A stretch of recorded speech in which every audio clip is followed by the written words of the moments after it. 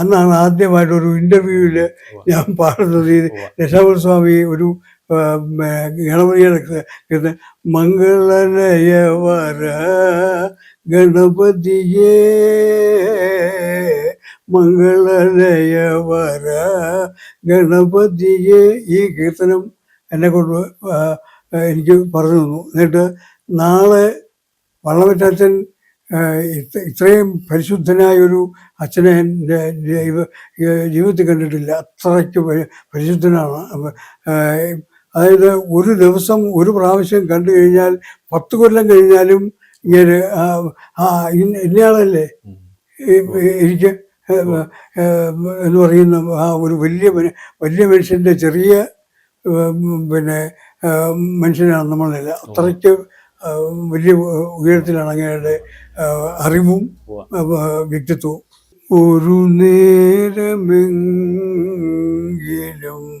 കാണാതെ വയ്യൻ്റെ ഗുരുവായൂരപ്പ നിൻ ദിവ്യരൂപം, ഒരു മാത്രയെങ്കിലും കേൾക്കാതെ വയ്യ നിൻ മുരളി പൊഴിക്കുന്ന ഗാനാലാപം, മുരളി പൊഴിക്കുന്ന ഗാനാലാപം. നമസ്കാരം.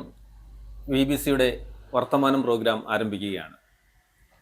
ഇന്ന് വർത്തമാനത്തിൽ അതിഥിയായി എത്തിയിരിക്കുന്നത് സംഗീത രംഗത്ത് 6 പതിറ്റാണ്ടിലേറെയായി പ്രവർത്തിച്ചു വരുന്ന സുരേന്ദ്രനാഥ് തിരുവിഴയാണ്. സുരേന്ദ്രൻ സാറിന് വർത്തമാനം പ്രോഗ്രാമിലേക്ക് സ്വാഗതം. സുരേന്ദ്രൻ സാറിൻ്റെ സംഗീത യാത്ര തുടങ്ങുന്നത് ചേർത്തലയിൽ നിന്നാണ്. അപ്പം ചേർത്തലയിലെ ആ വീടും കാര്യങ്ങളൊന്ന് പരിചയപ്പെടുത്താം. ഞാൻ അന്ന് ഇത് 8, 9, 10 അങ്ങനെ അതിനു മുമ്പ് ഉള്ള കാലഘട്ടത്തിൽ തേൽഫാറം ആണ്. തേൽഫാറത്തിൽ പഠിക്കുമ്പോൾ തിരുവല്ലയിൽ തന്നെ ഉള്ള പത്മനാഭൻ ഭാഗവർ, അങ്ങനെ സാധാരണ ഞങ്ങളൊക്കെ വിളിക്കുന്ന പപ്പൻ ഭാഗവർ എന്നാണ് പറയുന്നത്.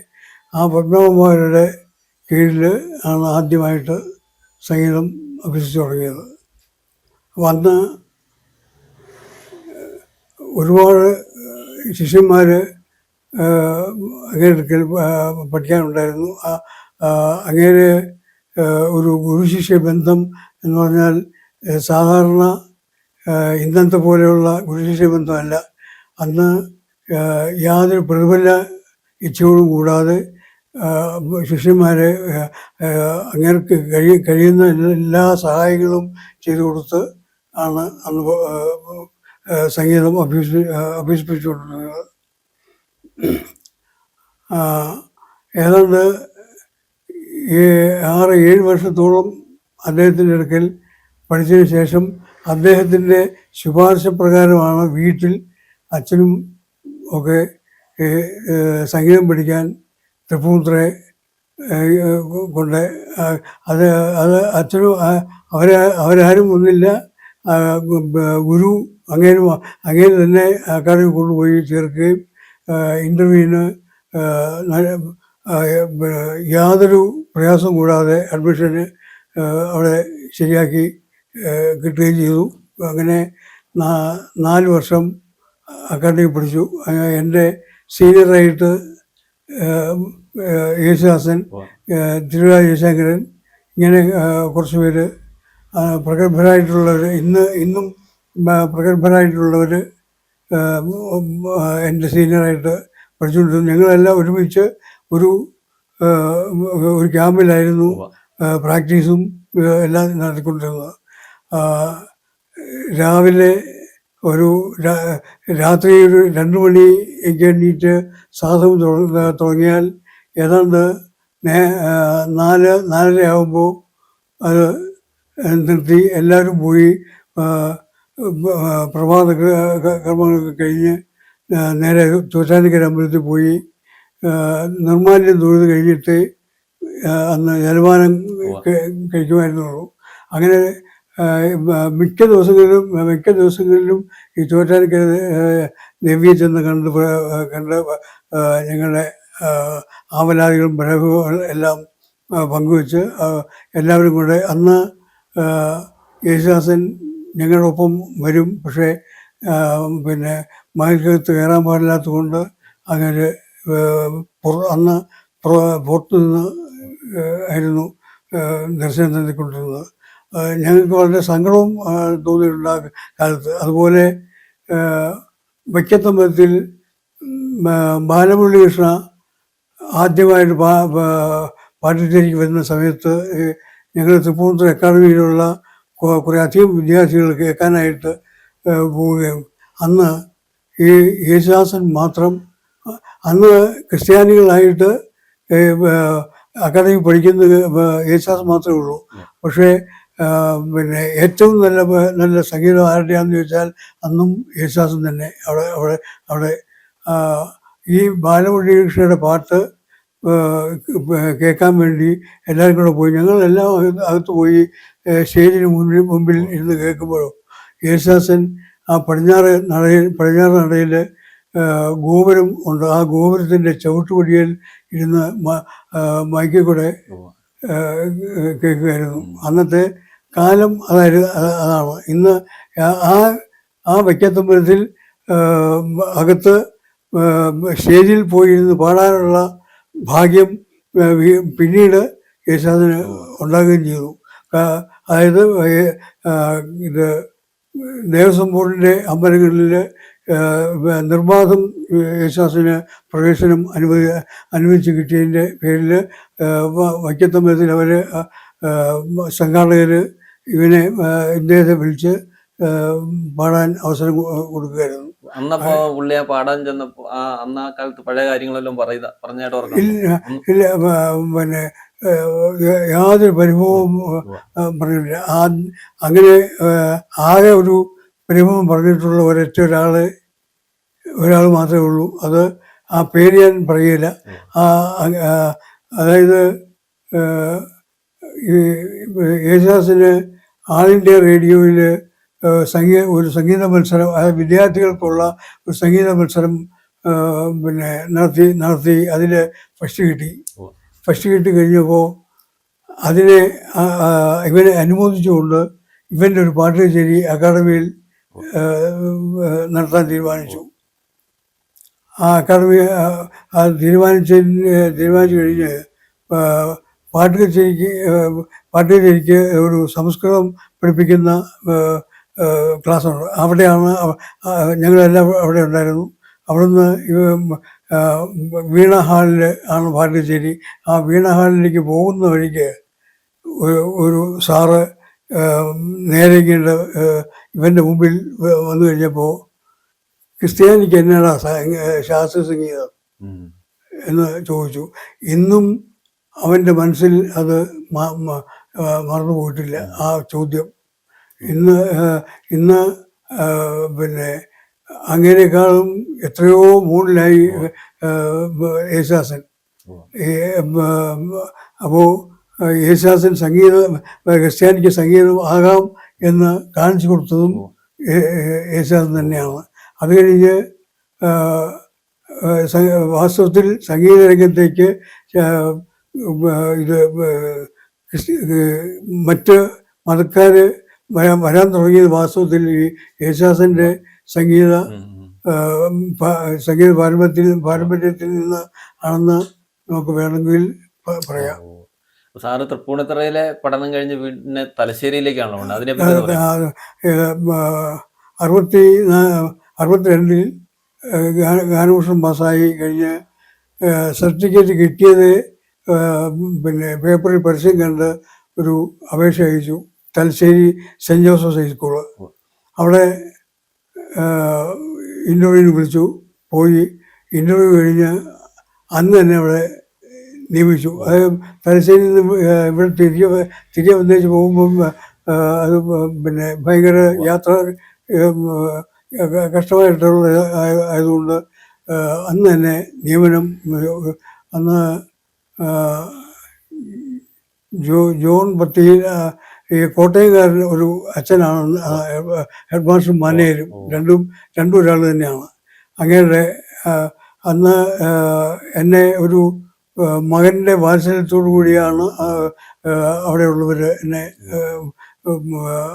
സത്യത്തിൽ ഇന്നും ആ ഒരു സംഗീതം പഠിപ്പിക്കാൻ നേരെ പറഞ്ഞോട്ട് നോക്കിക്കഴിഞ്ഞാൽ ഈ കടലിൽ നിന്നാണ് ഈ സംഗീതം പഠിപ്പിക്കുന്ന മുറിയുടെ കുറ്റിക്കിട്ടിരിക്കുന്നത്. അങ്ങോട്ട് നോക്കിയാൽ കടല. അവിടെ ഇരുന്നാൽ തന്നെ സംഗീതം ഉണ്ടാവും. അത്രയ്ക്കൊരു ദിവ്യമായ സ്ഥലമാണ് ഇതിനു വേണ്ടി നീക്കി വെച്ചിരിക്കുന്നത്.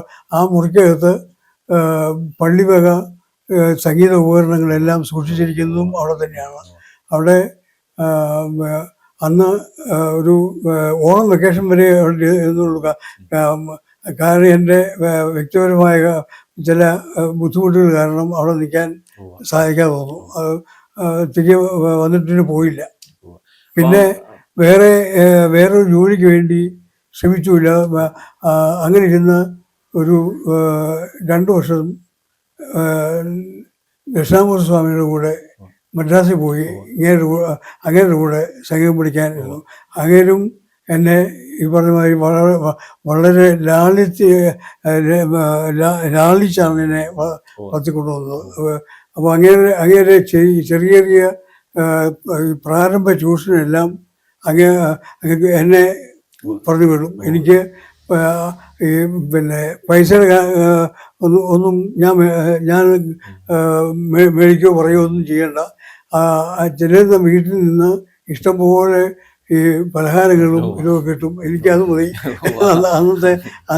അന്നത്തെ എൻ്റെ രീതി അതാണ്. പിന്നെ പലഹാരങ്ങളൊക്കെ കിട്ടിയാൽ അത് മതി. അങ്ങയുടെ കൂടെ 2 കൊല്ലം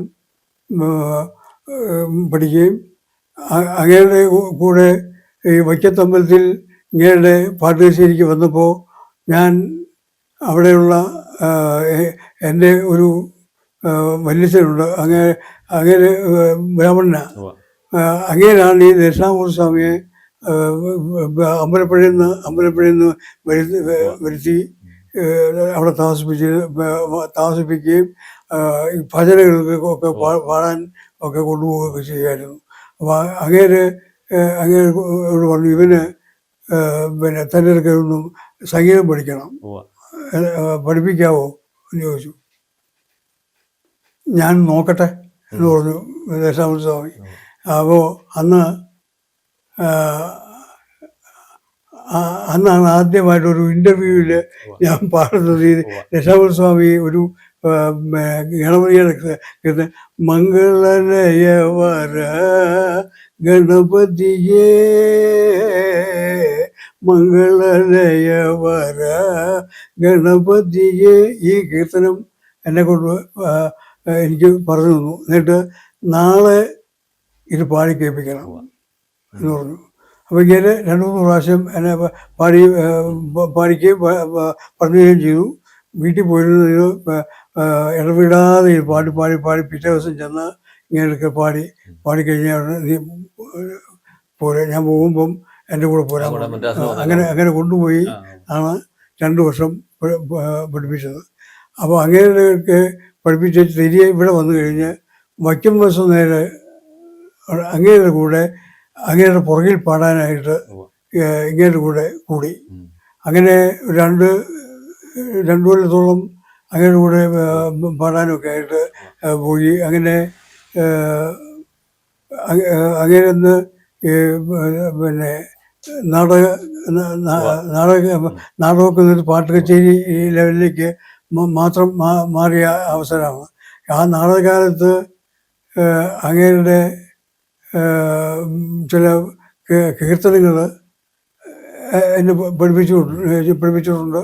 പിന്നെ കടപ്പാട്ടൂരമ്പലത്തിലെ ഈ പ്രതിഷ്ഠ ഒരു മരത്തിൻ്റെ മരം വന്ന് മൂടി, പിന്നെ ആ മരം വെട്ടിയപ്പോഴാണ് ഈ പിന്നെ ശിവൻ്റെ വിഗ്രഹം കാണുന്നത്. അത് കണ്ട എൻ്റെ പേരിൽ അവിടെ ഒരു ഉത്സവം നടത്തി ഇങ്ങനെ പിന്നെ അന്ന് ഒരു കീർത്തനം ഉണ്ടാക്കി, തന്നെത്താൻ ഉണ്ടാക്കി അത് അങ്ങനെ എന്നെ സംഗീതം കൊടുത്തിട്ട് എന്നെ അത് പഠിപ്പിച്ചു. 1960 ആണ്ടു ജൂലൈ ആയ മാസം 14 തീയതിയിൽ കടപ്പാട്ടൂരപ്പ ദേവ കടാക്ഷിക്കണേ ശങ്കര കരയുമീ പാപത്തിലെ കരുണാസമുദ്രമേ 1900 ഇങ്ങനെ ഒരു കീർത്തനം. അത് കഴിഞ്ഞ് ഞാൻ ഇവിടെ വന്നു കഴിഞ്ഞ് ഒരിക്കൽ ഒരു കടപ്പാട്ടൂർ അമ്പലത്തിൽ ഒരു കല്യാണത്തിന് പോയി ആ ദേവസ്വം കച്ചേരിയിൽ അവിടെ പോയിരുന്നു. അവിടെ ജോലി ചെയ്യുന്ന ദേവസ്വം മാനേജരോട് ഞാൻ ചോദിച്ചു, ഈ പ്രതിഷ്ഠ എന്നാ കിട്ടിയേ എന്ന് പറയാമോ എന്ന് ചോദിച്ചു ഇങ്ങനോട്. അയ്യോ അത് ഓർമ്മയിലില്ല, റെക്കോർഡ് നോക്കണം. എന്നാൽ ഞാൻ പറഞ്ഞു എനിക്ക് റെക്കോർഡ് നോക്കണ്ട, ഞാൻ പറയാം. അപ്പോൾ ഞാൻ ഈ പാട്ട് കേൾപ്പിച്ചു കൊടുക്കും. ഈ തീയതിയിൽ തന്നെയാണ് പിന്നെ അത് സംഭവിച്ചത്. അപ്പം അങ്ങനെയുടെ കൂടെ പാടി. അത് കഴിഞ്ഞ് ഇങ്ങേരുടെ കെയർ ഓഫിൽ കുറേ പാട്ട് കച്ചേരി ചെയ്യാനുള്ള അവസരം കിട്ടി. പിന്നെ അത് മുഴുവൻ ഈ കൊല്ലം, കല്ലട, ഹരിപ്പാട് അങ്ങനെയുള്ള സ്ഥലങ്ങളിൽ തെക്കൻ സൈഡിലായിരുന്നു പാട്ട്. അങ്ങനെ ഇരിക്കുമ്പോഴാണ് ഈ ചങ്ങനാശ്ശേരിയിൽ പിന്നെ NSSൻ്റെ ജൂബിലിക്ക് ഒരു പാട്ട് കച്ചേരി ചെയ്യാൻ പോയി. അവിടെ വെച്ച് ഗോപാലചന്ദ്രൻ സാറിനെ കാണാനിടയാവുകയും അദ്ദേഹത്തിൻ്റെ നിർബന്ധപ്രകാരം ആണ് ഞാൻ തൊടുപുഴയിൽ ആദ്യമായിട്ട്. അന്ന് തഹസീൽദാർ അന്ന് തൊടുപുഴ തഹസീൽദാർ എന്ന് പറഞ്ഞാൽ ഇടുക്കി മുഴുവൻ ഈ തൊടുപുഴയിൽ പെട്ടതാണ്. പിന്നെ അദ്ദേഹത്തെ കണ്ടാൽ തന്നെ ഒരു പരമശുദ്ധനമായ യാതൊരു കളങ്കവും ഇല്ലാത്തൊരു മനുഷ്യനായിരുന്നു. അങ്ങേരുടെ മകളെ പഠിപ്പിക്കാൻ വേണ്ടി വന്നു. അങ്ങേരുടെ നിർബന്ധപ്രകാരം കോതമംഗലം ഡയസിൻ്റെ കീഴിൽ പിന്നെ അങ്ങേരുടെ ശുപാർശ പ്രകാരം ജോലി കിട്ടാനിടയായി. കരിമണ്ണൂർ ഹൈസ്കൂളിൽ അങ്ങനെ ജോലിയായിട്ട് വന്നു. ജോലി കിട്ടിയത് അന്ന് വള്ളമറ്റ അച്ഛനാണുള്ള ജോലി. അച്ഛനെ പറ്റിയുള്ള ഓർമ്മകളെന്ന് പറയാം. വള്ളമറ്റ അച്ഛൻ ഇത്രയും പരിശുദ്ധനായൊരു അച്ഛനെ എൻ്റെ ജീവിതത്തിൽ കണ്ടിട്ടില്ല. അത്രയ്ക്ക് പരിശുദ്ധനാണ്. അതായത് ഒരു ദിവസം ഒരു പ്രാവശ്യം കണ്ടു കഴിഞ്ഞാൽ 10 കൊല്ലം കഴിഞ്ഞാലും ഇങ്ങനെ ഇന്നയാളല്ലേ എനിക്ക് എന്ന് പറയുന്ന ആ ഒരു വലിയ മനുഷ്യൻ്റെ ചെറിയ പിന്നെ മനുഷ്യനാണ് നമ്മളല്ല. അത്രയ്ക്ക് വലിയ ഉയരത്തിലാണ് അങ്ങയുടെ അറിവും വ്യക്തിത്വവും. അങ്ങേരോട് ഇത് കരിമണ്ണൂർ ഹൈസ്കൂൾ വിട്ട് എങ്ങും വിടരുത് എന്ന് പ്രത്യേകം പറഞ്ഞിട്ടുണ്ടായിരുന്നു. അത് അക്ഷരം പ്രതി ഞാൻ പെൻഷനാകുന്നത് വരെ പാലിച്ചു.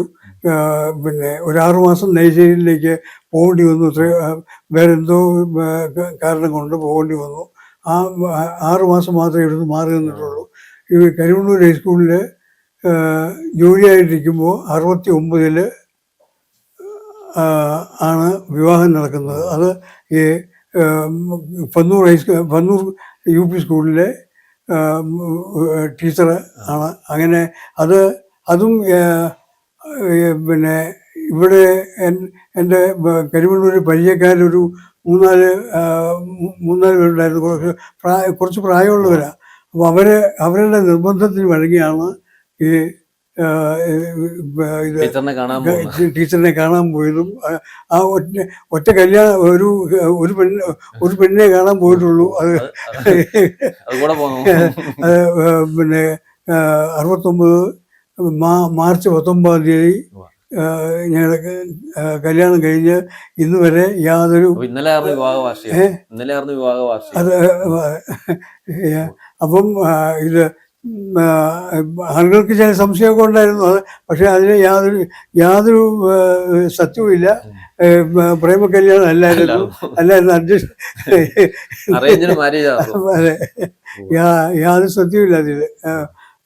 ഞാൻ ആദ്യമായിട്ട് കാണുന്നതാണ് അന്ന്. അത് ആ സ്ത്രീ ആയിട്ടുള്ള ബന്ധം കഴിഞ്ഞപ്പോഴത്തേക്ക് എനിക്ക് വാസ്തവത്തിൽ ഒരു ഉയർച്ച ഉണ്ടാകാൻ തുടങ്ങിയത് അതിൽ പിന്നീടാണ്. അതുവരെ ഞാൻ ഒരുപാട് കഷ്ടപ്പെട്ടിട്ടുണ്ട്.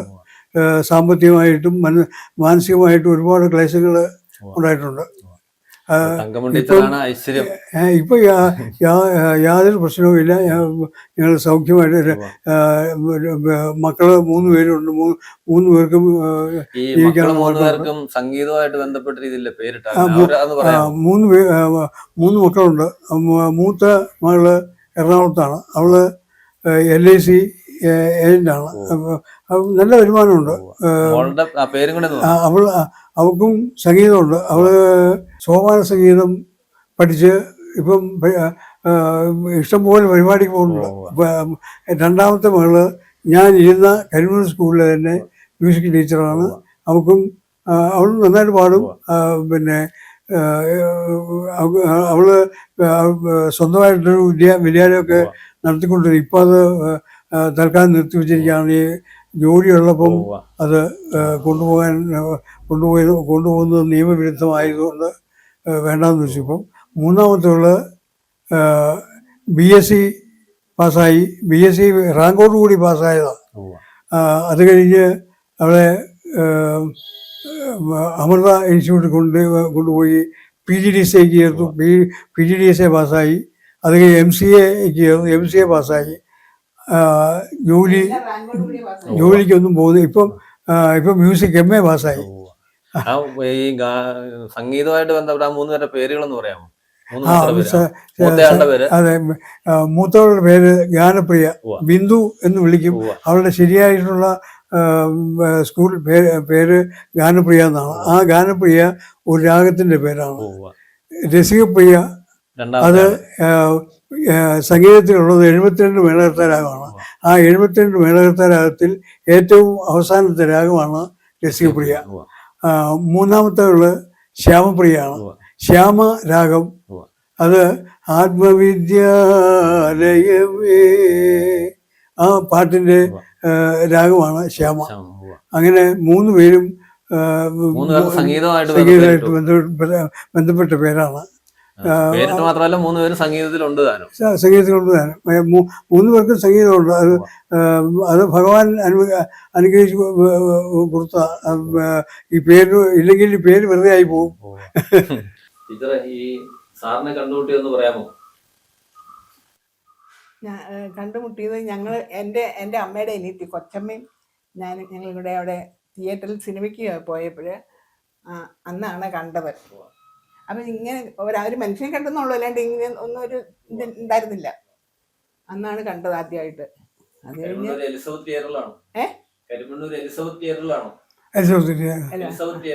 കൊച്ചുമാപ്പിളയൊക്കെ അന്ന് ഞാൻ അവിടുത്തെ ആൾ തന്നെയാണ്. തിയേറ്ററിലെ ആൾ തന്നെ ആളായിരുന്നു. അങ്ങനെയാണ് കണ്ടു കിട്ടിയത്. അത് കഴിഞ്ഞു അതിന്റെ മുൻവശമായിരുന്നു താമസവും. ഒപ്പച്ചൻ ചേട്ടൻ എന്നിട്ട് ഇങ്ങനെ സാറിനോട് പറഞ്ഞ് ആണ് അങ്ങനെയാണ് വീട്ടിൽ കൊണ്ടുവന്നത്.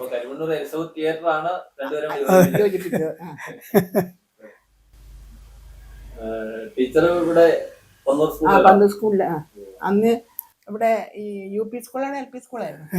അന്ന് UP സ്കൂളായിരുന്നു. അല്ല, തുടങ്ങിയത് LP. അന്ന് UP തുടങ്ങിയത്. നിങ്ങളൊക്കെ ആകുമ്പോൾ UP. അന്ന് അവസാനം കൊച്ചമ്മയായിരുന്നു.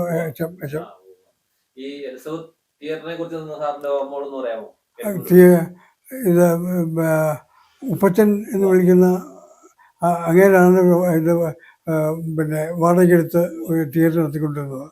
അപ്പോൾ അന്ന് പിന്നെ ഒരു പറയുന്നിടത്ത് ഒരു കുഞ്ഞേട്ടനുണ്ട്. അങ്ങേർക്ക് അവിടെ റേഷൻ കടയുണ്ട്. ഇതിൻ്റെ പിന്നെ ഓപ്പോസിറ്റ് കടയിൽ. അതിൻ്റെ താഴെ ഒരു എയർ കണ്ടീഷൻ തോറ്റു അത്രയ്ക്ക് സുഖമായൊരു താമസിക്കാൻ ഒരു സ്ഥലമുണ്ടായിരുന്നു. അപ്പോൾ അതും പറയുന്നതിൻ്റെ അവിടെയാണ് ഞാൻ താമസിച്ചുകൊണ്ടിരുന്നത്. അപ്പം സ്കൂൾ വിട്ട് വന്നു കഴിഞ്ഞാൽ എനിക്ക് വേറെ ജോലിയൊന്നുമില്ല. പിന്നെ ഈ തിയേറ്ററിൽ പോയി ടിക്കറ്റ് കൊടുക്കുക, ഇത് ആരുമില്ലാതെ വന്നാൽ ടിക്കറ്റ് മേടിച്ച് അകത്തേക്ക് ആളുകൾ കയറ്റുക, ഇതൊക്കെ സഹായിച്ചു കൊടുക്കും. ഇങ്ങനെ പിന്നെ ഒരു സിനിമ തുടങ്ങണം മുതൽ തീരണ വരെ കുറേശ്ശെ കാണും. ശകലം നേരം കണ്ടു കഴിഞ്ഞാൽ ഇത് കണ്ട് മടുക്കും. പിന്നെ ഞാൻ പോയി പിന്നെ അത് കഴിഞ്ഞ് ഈ സിനിമ കഴിഞ്ഞാൽ പിന്നെ ഞങ്ങൾ ഈ മുറിക്കകത്തിരുന്ന് 56 ചീട്ടുകളി.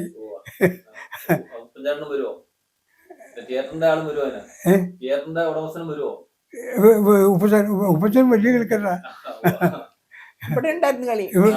അത് കഴിഞ്ഞ് ഞാൻ ഇവിടെ ആയിക്കഴിഞ്ഞപ്പോൾ ഇവിടെ വരുമായിരുന്നു, ഞങ്ങളെല്ലാം കൂടുമായിരുന്നു. ഇപ്പോൾ ആ ചീട്ടിൽ സെറ്റിൽ ഞാൻ മാത്രമേ ഉള്ളൂ. നമ്മളെ അന്ന് സ്കൂളിലെ ക്ലർക്കായിരുന്ന ജോണിനെ അറിയുമോ? ഈ റോഡിൻ്റെ അങ്ങ് അറ്റത്ത് താമസിക്കണം ആ ജോൺ. ഇവരൊക്കെ ഇവിടെ വന്നിരുന്നു.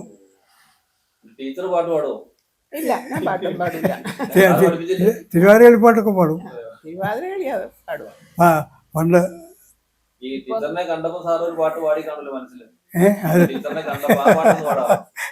ഇല്ല അത് എനിക്കും ഞാൻ എൻ്റെ അമ്മയുടെയും എൻ്റെയും നാള് ഒന്നാ. ചോതി നാളെന്ന് പറയുന്നത് പിന്നെ ഏത് നാളാ എങ്ങനെയാണെന്നറിയാമോ? ചോതി നാള്. ചോതി എന്നുള്ളത് പിന്നെ മലയാളമാണ്. അതിൻ്റെ സംസ്കൃത പദമാണ് സ്വാതി നാൾ. അത് ഈ സ്വാതി നാളിൻ്റെ പേര് വരാൻ കാരണം ഈ ചോതി നാളാണ് അങ്ങനെ സ്വാതി നാൾ. എൻ്റെ അമ്മയും ചോതിയ, ഞാനും ചോതിയ. അപ്പോൾ അമ്മ പണ്ടത്തെ തിരുവാതിരകളി പാട്ട് ആശാട്ടിയായിരുന്നു. അപ്പം ഈ ടീച്ചറിന് വേണ്ടി ഒരു പാട്ട് പാടാമോ? ടീച്ചറിന് വേണ്ടി ഒരു പാട്ട് പാടാമോ? ഏതാ? ഏതെങ്കിലും പാടാം. കൃഷ്ണ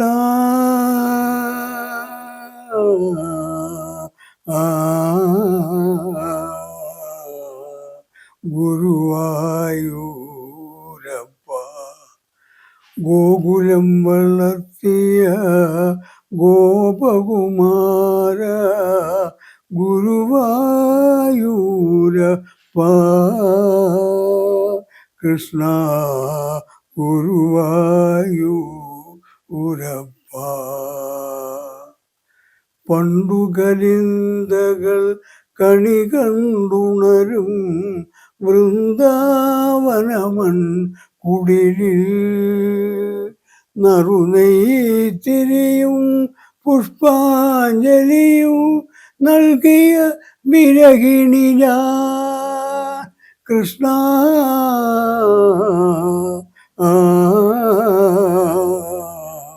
ഗുരുവായൂരപ്പ. കരിമണ്ണൂർ സ്കൂളിലെ പഠിപ്പിച്ച കാലഘട്ടത്തെ കുറിച്ചൊന്ന് പറയാമോ? 67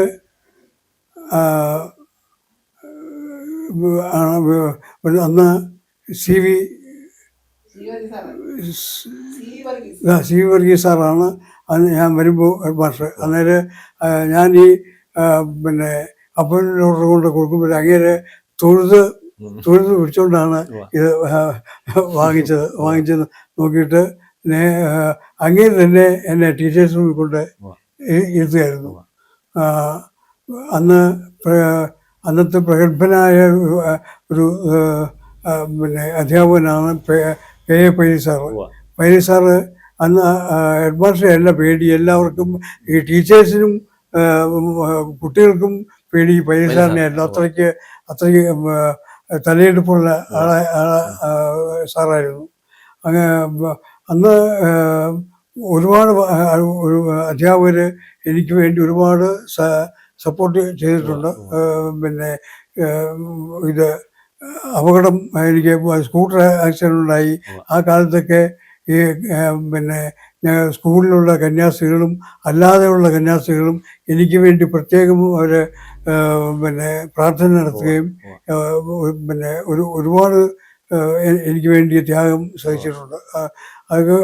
അതൊക്കെ എനിക്ക് ഞാൻ എല്ലാവരോടും പറയുമായിരുന്നു, ഞാൻ ചേർത്തലയിൽ റോഡിലാണ് ഇങ്ങനെ ഒരു അപകടം എനിക്കുണ്ടായെങ്കിൽ അവിടെ കിടന്ന് ഞാൻ മരിച്ചു പോവുകയുണ്ടായിരുന്നുള്ളൂ. പിന്നെ എനിക്ക് ആളുകളുടെ സപ്പോർട്ട് എനിക്ക് കിട്ടില്ല.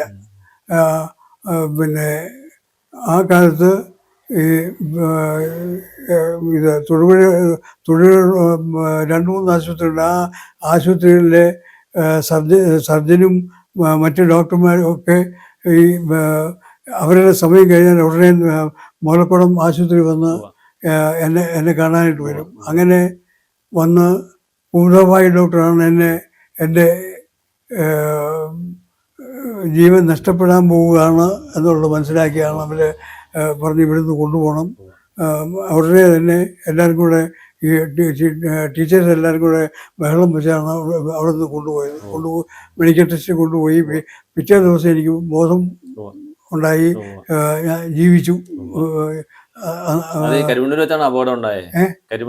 അല്ല, മോലക്കുളം ഗേൾസ് ഹൈസ്കൂളിൻ്റെ ആ വളവില് അവിടെയായിരുന്നു.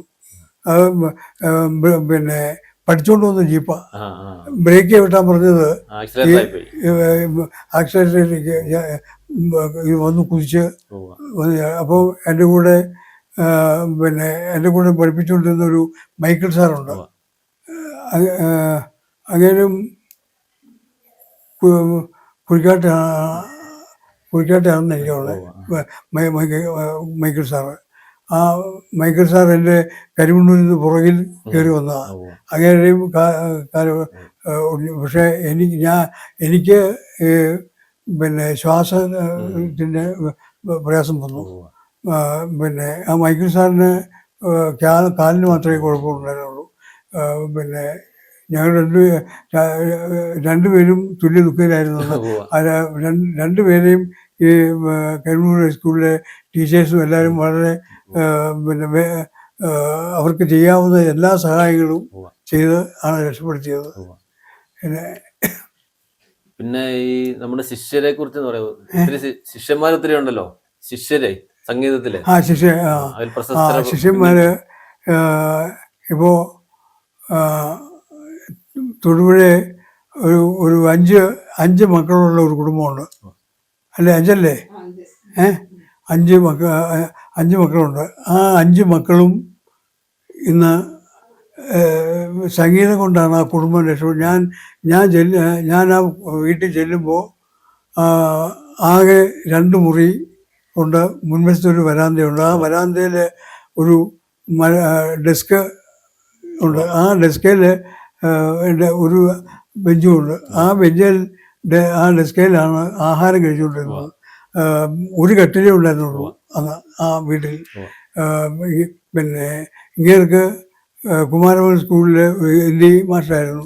ഭാര്യ പിന്നെ ഇത് സെൻറ്റ് സെബാസ്റ്റ്യൻ സ്കൂളിലെ ഹിന്ദി ടീച്ചറായിരുന്നു. അങ്ങനെ അവിടെ ഒരു കുട്ടിയെ, ഈ പറഞ്ഞ മാതിരി ഒരു കുട്ടിയെ പഠിപ്പിക്കാനായിട്ട് എന്നെ ഈ സാറ് വിളിച്ചുകൊണ്ട് പോയി.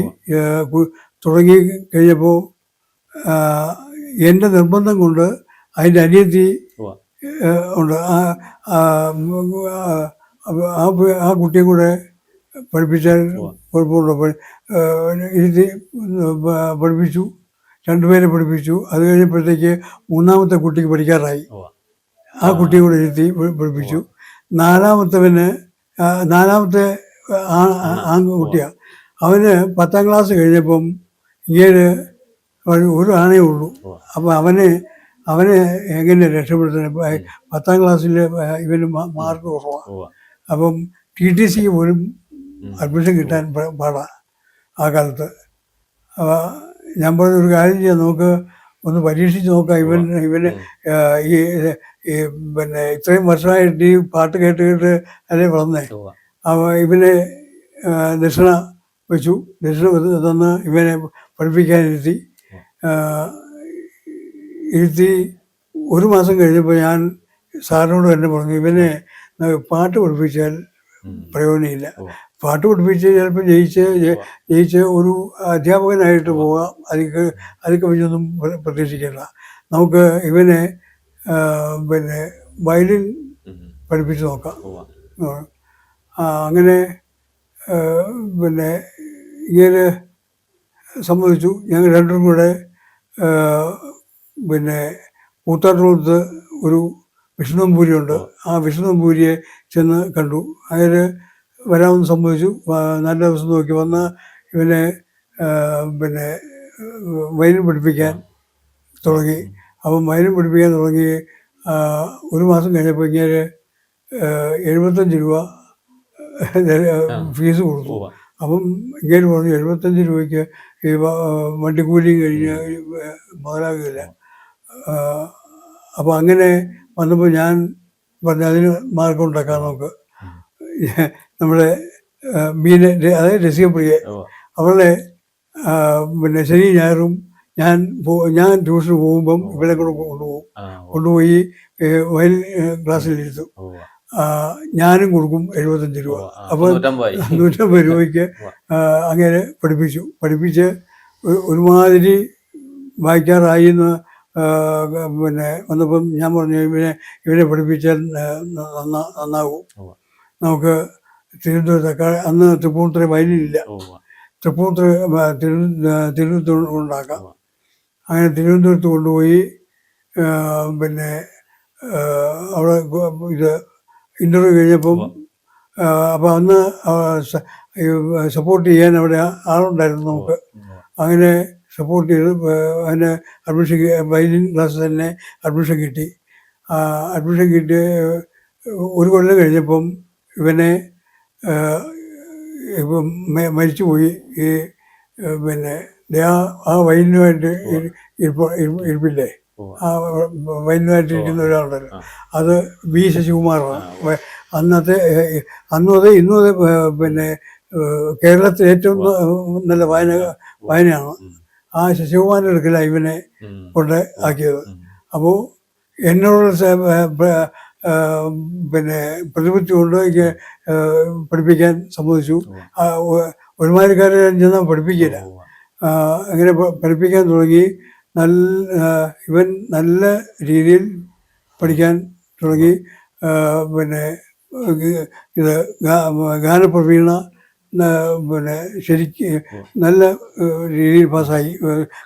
പിന്നെ റാങ്കോടുകൂടി പാസ്സായി കഴിഞ്ഞ് പിന്നെ ഇത് അക്കാഡമി പോസ്റ്റിന് അപ്ലൈ ചെയ്ത് പിന്നെ അപ്പോഴത്തേക്ക് പാറശാല രവി എന്ന് പറയുന്നൊരു മണ്ഡലം വായനയുണ്ട്. പാറശാല രവി ഇവന് വേണ്ട സപ്പോർട്ട് ചെയ്തു. അന്ന് കെ ഓമനക്കുട്ടി, ഈ എം ജി രാധാകൃഷ്ണൻ്റെ പെങ്ങള് കെ ഓമനക്കുട്ടി ഒക്കെ ആയിരുന്നു പിന്നെ ബോർഡിലുണ്ടായിരുന്നത്. അവരുടെ എല്ലാം സപ്പോർട്ട് കൂടി ഇവന് പിന്നെ അക്കാഡമി ജോലി കിട്ടി. ഇന്ന് അവിടെ തന്നെ ലെക്ചറായി, അവിടെ തന്നെ വയലിൻ പ്രൊഫസറായി. ഇപ്പം ഇന്ന് അവൻ പാലക്കാട് ചെമ്പൈ മ്യൂസിക് കോളേജിൽ പ്രിൻസിപ്പാളാണ്. ഈ മനോജ് എന്ന പേര്, മനോജ് ഇപ്പം പ്രിൻസിപ്പാളാണ്. അപ്പോൾ ആരോ എന്നോട് ചോദിച്ചു, ഇപ്പം ഗുരുവിനേക്കാൾ മുകളിലാണല്ലോ ശിഷ്യൻ. ഞാൻ പറഞ്ഞു, അതങ്ങനെ വരുള്ളൂ. തേങ്ങ താഴെ കിടക്കും, മുകളിലാണ് കരിക്ക് മുകളിലല്ലേ വരുള്ളൂ. കരിക്ക് മുകളിൽ അപ്പൊ പിന്നെ അവന്റെ പെങ്ങളാണ് ബിന്നി കൃഷ്ണകുമാർ. അവള് മദ്രാസിൽ, അവള് മ്യൂസിക് എം എ പാസ്സായി. പിന്നെ കല്യാണമൊക്കെ കഴിഞ്ഞ് പിന്നെ മദ്രാസിൽ നല്ല രീതി കഴിയുക. അവള് ഈ ഫ്ലവർ പിന്നെ ചാനലുണ്ടല്ലോ, അതിനകത്ത് ഈ ജഡ്ജായിട്ടുമൊക്കെ വരുന്നുണ്ട്. പിന്നെ കുറച്ച് ആദ്യകാലത്ത് ഇവിടെ ഉണ്ടായിരുന്നു ഈ ഏരിയല്ല ഏഷ്യാനെറ്റാ? ഏഹ് ഏഷ്യാനെറ്റിലാണോ? ഏഷ്യാനെറ്റിൽ പിന്നെ കുറച്ച് നാളുണ്ടായിരുന്നു. അങ്ങനെ ഏഷ്യാനെറ്റിലെ ചാനലിൽ വന്ന് ഈ ഓമനക്കുട്ടിയുടെ മകന് മത്സരിക്കേണ്ടായിരുന്നു. അപ്പോൾ ഇവള് മാർക്ക് കിട്ടിയില്ല, മാർക്ക് പോയിട്ട് കുറഞ്ഞത് കാരണം ഇവന് ഫസ്റ്റ് കിട്ടാതെ പോയി എന്ന് പറഞ്ഞ് അന്ന് ഭയങ്കര ബഹളമായിരുന്നു. അത് കഴിഞ്ഞ് പിന്നെ മൂത്ത രണ്ട് പേര്, ഒരാള് ഏത് സ്കൂളാണ്? അല്ലല്ല, കല്ലൂർക്കല്ല, അത് കലക്കാട് രണ്ടാമത്തെ രാജി. ജയ പൈങ്കുളം അല്ലെന്നേ, അല്ല പൈങ്ങോട്ടൂർ സ്കൂളിലെ മ്യൂസിക് ടീച്ചറായി. രണ്ടുപേരും പിന്നെ റിട്ടയർ ചെയ്തു. മൂത്തവളുടെ ഷഷ്ടിപൂർത്തിയും കഴിഞ്ഞു. ഇപ്പം ഈ മിനിഞ്ഞാന്ന് ഇവിടെ വന്നിട്ടുണ്ടായിരുന്നു എല്ലാവരും കൂടെ. ഈ മിന്നി കൃഷ്ണമോൾ അവരെല്ലാവരും കൂടെ ഇവിടെ വന്നിട്ടുണ്ടായിരുന്നു. മിന്നി കൃഷ്ണമോൾ ഞങ്ങൾ വിളിക്കുന്നത് കുഞ്ഞുമോളെന്നാണ്.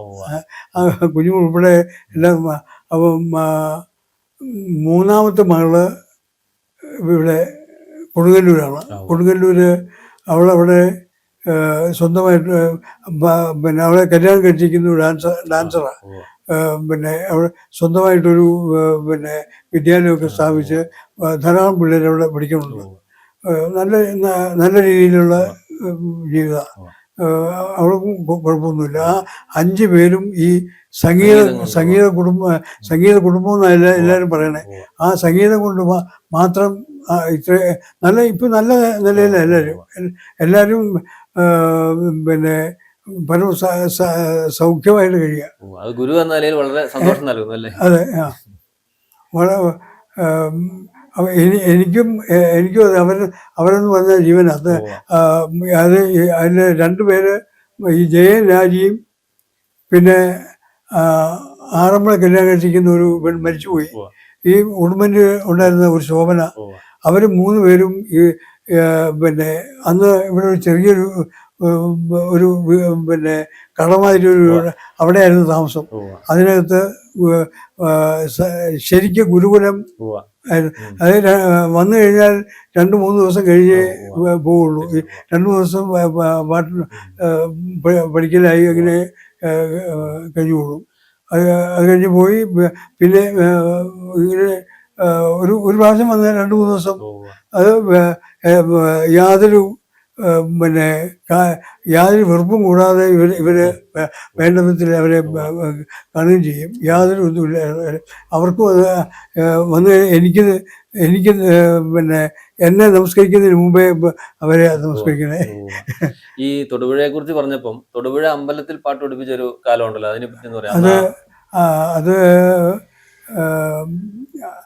67 ഈ പിന്നെ ഗോവർദ്ധനദാസന്റെ മകളെ പഠിപ്പിച്ച് ഒരു മാസം കഴിയുമ്പോൾ തുടങ്ങി അവിടെ തുടങ്ങി. അത് അന്ന് പഠിച്ചവരിലെല്ലാം ഈ നാട്ടിലെ ഇല്ലെന്നാണ് എനിക്ക് തോന്നുന്നത്. നമ്മുടെ ഈ തിയേറ്റർ സ്വാമി ഉണ്ടല്ലോ, മഹാദേവ സ്വാമിയുടെ മകള് ഒക്കെ ഉണ്ടായിരുന്നു. അമ്പലത്തില് ഒത്തിരി പേര് പഠിക്കാനുണ്ടാവില്ല, അതിനെ പറ്റി ഒന്ന് പറയാമോ? അന്ന് പാട്ട് പഠിക്കാനൊക്കെ ഒത്തിരി ആൾക്കാർ വരുന്നുണ്ടാവുമല്ലോ അമ്പലത്തില്. അന്ന് എനിക്ക് നല്ല ഓർമ്മയില്ല. ഈ വാര്യത്തെ ഒരു കുട്ടി ഉണ്ടായിരുന്നു. പിന്നെ ഗോൾഡൻ സ്വാമിയുടെ ഒരു മകളുണ്ടായിരുന്നു. പിന്നെ അത് കഴിഞ്ഞ് കുമാരൻ്റെ മകളെ പഠിപ്പിച്ചത്. ആദ്യം കുമാരൻ്റെ പെങ്ങളൊക്കെ ഈ അമ്പലത്തിൽ പഠിപ്പിച്ചതാണ്. പിന്നെ ഉണ്ട് വാഞ്ചസ്വാമിയുടെ ക്ഷേത്രത്തിന്റെ ആ ഊട്ടുവര. അന്ന് ഇതില്ല, പിന്നെ കൃഷ്ണതീർത്ഥം ഇല്ല, ആ ഊട്ടുവര ആയിരുന്നു. അത് പിന്നെ ഇത് ട്യൂഷൻ ദിവസം ഇത് കല്യാണം എന്തെങ്കിലും ഉണ്ടെങ്കിൽ അവിടെയായിരുന്നു സദ്യ. അപ്പൊ അന്ന് ക്ലാസ് ഇല്ല. അത് കിഴക്കേറ്റം ഒരു 16 പിള്ളേരായിരുന്നു. അതിൽ ഒരു പിന്നെ കരിമണ്ണൂർ കുറെ ഒരു കടയുണ്ടായിരുന്ന ഒരു മണിസ്വാമി ഉണ്ടായിരുന്നു. ആ മണിസ്വാമിയുടെ മകൻ അത് നന്നായി പാടും. ഇപ്പോഴും ഉണ്ട്. പിന്നെ അവന് LIC ജോലി ഉണ്ടായിരുന്നു. ആ പിന്നെ കാറ്റക്സ് പമ്പിൻ്റെ അടുത്ത താമസം. അങ്ങനെ അങ്ങനെ ഒരുപാട് പേര് ഉണ്ട്. അപ്പം ചേർത്തലയിൽ നിന്നും തലശ്ശേരി വഴി തൊടുപുഴ വഴി കരിമണ്ണൂരെത്തി. അതെ. തിരുവിഴാമ്പലത്തിൻ്റെ അവിടെ നിന്നൊരു കഷ്ടിച്ച് 1/2 കിലോമീറ്റർ ദൂരമുള്ളൂ വീട്ടിലേക്ക്. അന്ന് പിന്നെ ഈ തിരുവിഴാമ്പലം എന്ന് പറഞ്ഞാൽ കൈവശം ശ്രദ്ധിക്കുന്ന ഒരു അമ്പലമാണ്. ആ കൈവശം ശ്രദ്ധിക്കുന്ന മരുന്ന് മാത്രമായിട്ട് ഒരു ഇല കടിച്ചു കഴിച്ചാൽ ആത്മഹത്യ വേറെ മരുന്ന് വേണ്ട, മരിക്കും. അത്രയ്ക്ക് കൊടും വിഷമാണ് ആ മരുന്ന്. അതിൻ്റെ നീര് ഈ സമം പാലിൽ ചേർത്ത് ഈ ധാര വെച്ച് അതിങ്ങനെ താഴെ മേടിച്ച് അതാണ് ഈ മരുന്നായിട്ട് കൊടുക്കുന്നത്. അത് പിന്നെ ലഹരി സാധനം ഉപയോഗിക്കുകയോ ബീഡി പോലും വലിക്കാൻ പാടില്ല. അത്രയും ശുദ്ധമായ, അതായത് അത്താഴ പഥ്യമായിട്ട് അവിടെ താമസിക്കണം, എന്നാലേ കൊടുക്കുകയുള്ളൂ മരുന്ന്. ഈ കലാരംഗത്ത് ഭയങ്കര മത്സരങ്ങൾ, ഈ യുവജനോത്സവത്തിനാണെങ്കിൽ മത്സരം, പണ്ട് അങ്ങനെയൊന്നും അത്ര ഇല്ലായിരുന്നല്ലോ. മൊത്തം വിവാദങ്ങളാണല്ലോ. ഇപ്പൊ വിവാദങ്ങളാണല്ലോ. അന്ന് വിവാദങ്ങളൊന്നുമില്ല. അന്ന് ഇത് തുടങ്ങിയ ഈ ഇപ്പൊ യൂത്ത് ഫെസ്റ്റിവൽ തുടങ്ങിയത് ചേർത്തല ഗവൺമെന്റ് സ്കൂളിലെ ഒരു ഗണേശ അയ്യരുണ്ട്. ആ ഗണേശ അയ്യരാണ് ഇത് തുടങ്ങിയത്. ഇത് പിന്നെ അന്ന് ഇങ്ങനെ തുടങ്ങിയത് സ്കൂളിൽ, ഓരോ സ്കൂളിൽ നടത്തി. അത് വിജയിച്ചു എന്ന് കണ്ടു കഴിഞ്ഞപ്പം പിന്നെ ഓരോ സ്കൂളുകളിൽ നിന്നും പിന്നെ പാടി ഇത് കഥാപ്രസംഗം നടത്തിയൊക്കെ ജയിക്കുന്നവർക്ക് സ്റ്റേറ്റിലേക്ക് വിടാം. അങ്ങനെ ഒരു ഇല്ലാതെ ഉപജില്ലയോ ജില്ലയോ അങ്ങനെ ഒന്നും ഇല്ലായിരുന്നു. സ്കൂളിൽ നിന്ന് നേരെ അങ്ങനെ ഇത് പള്ളുരുത്തിയിൽ വെച്ച് സ്റ്റേറ്റ് യൂത്ത് ഫെസ്റ്റിവൽ നടത്തി. അന്ന് ഞാനും ഈ ശാസ്ത്രീയ സംഗീതം പഠിക്കും. അപ്പോൾ ഇതിനു വേണ്ടി ഒരു പാട്ട് ഒരു KK ചെല്ലമ്മ എന്ന് പറഞ്ഞൊരു പണ്ടത്തെ ഗാനപുസ്തകക്കാർ അവരെ ഒരു കീർത്തനം പഠിപ്പിച്ചു. ആ കീർത്തനം പാടി എനിക്ക് സെലക്ഷൻ കിട്ടി. അതിന് പോയില്ല, അപ്പോൾ പാടാൻ പോയില്ല. അന്നാണ് യേശുദാസൻ ഫസ്റ്റും പിന്നെ എന്നിട്ട് ഞാൻ പോയാൽ ഫസ്റ്റ് കിട്ടുമെന്നല്ല. പിന്നെ അവനെ പോലെയൊന്നും ഞാൻ അന്നും പാടില്ല. യേശുദാസൻ ഫസ്റ്റ് കിട്ടി. മൃദംഗത്തിന് നമ്മുടെ ഇന്നാൾ മരിച്ചു പോയി ജയേന്ദ്രൻ മൃദംഗത്തിന്. അന്ന് മൃദംഗമായിരുന്നു വായിച്ചുകൊണ്ടിരുന്നത്. അങ്ങനെ അത് വളർന്നു വന്നാണ് ഈ ഇന്നത്തെ അതിനകത്ത് ഈ ഡാൻസിന്റെ പരിപാടി വന്നപ്പം ആണ് ഈ വാശിയും വൈരാഗ്യവും. അപ്പം സാറ് ഒരു ഗാനം ഒന്ന് പാടാമോ? ഏതെങ്കിലും ഒരു പാട്ട് ഏതെങ്കിലും ഇഷ്ടപ്പെട്ട ഒരു പാട്ടൊന്ന് രണ്ടു ലൈനൊന്ന് പാടുവാണെങ്കിൽ. 2 വരി പാടിയാൽ മതി.